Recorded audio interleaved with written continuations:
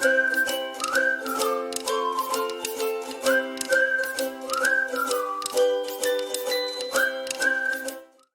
y'all, I'm so excited to be back on YouTube sharing some videos with y'all. If you do not follow me on my crafty Instagram, please follow me down below because a lot of these videos I've already shared.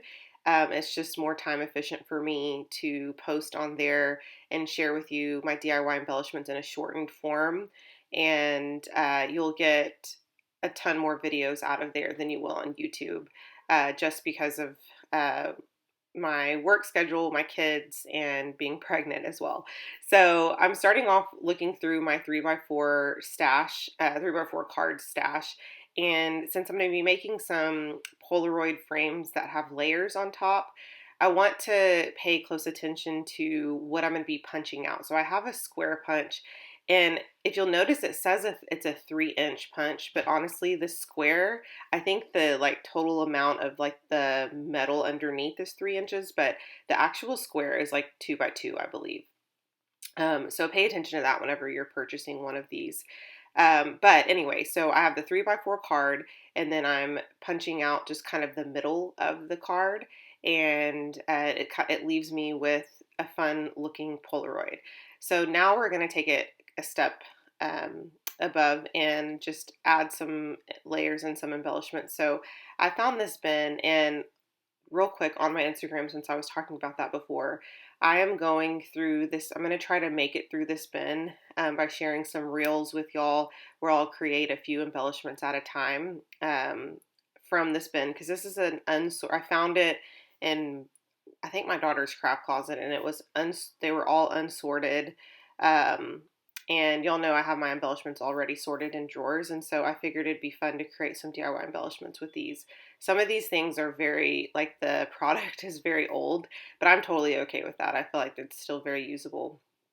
And so I am creating DIY embellishments on my Instagram using that bin. And so I'm going to try to add at least one video a week on there showing how I make some layered embellishments. So for these Polaroid frames, I looked through that bin.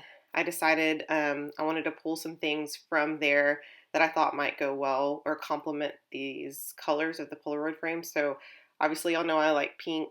I also really like kind of the corally pinks as well. And so I chose 3 cards that I felt would be easily used with the punch, but also would be easily used with some of these embellishments too. And so I added a flower on the bottom. I think that's from an old Amy Tangerine collection, and then a couple layers on top. And then I added a cute little banner label, like layered piece there using my tiny attacher. And so the next thing I'm doing is I'm just going to work on this other Polaroid frame. This is more of a Maggie Holmes look just because of the colors and also because of the flower that I'm using. And I feel like she uses a lot of gold glitter too. But I added just a cute little flower and then also a gold heart that was just punched in my stash. And then I added a little saying that says "Be Bright" on top. And then the next thing I'm going to do is I found this little, I guess it's kind of like a tab, and I'm not sure what it says from here, but I'm pretty sure it says something like "Be Awesome." And I just added that with some adhesive there on top.